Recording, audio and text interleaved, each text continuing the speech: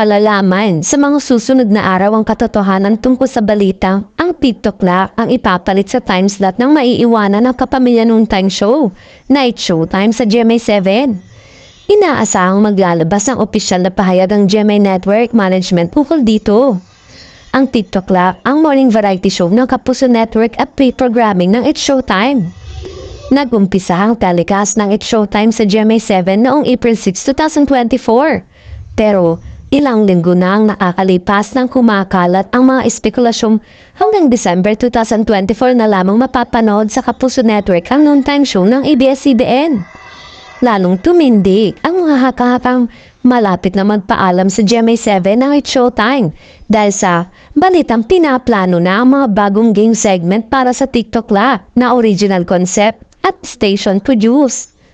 May impormasyon ding matutunghayan ng TikTok Clock simula sa January 2025 sa time slot na inuukupa ngayon ng It's Showtime. Hindi maiiwasang malungkot na mga taga-subaybay ng It's Showtime kapag napatunayang hanggang December 2024 na lamang mapapanood sa GMA7 ang programa na kanilang sinusuportahan.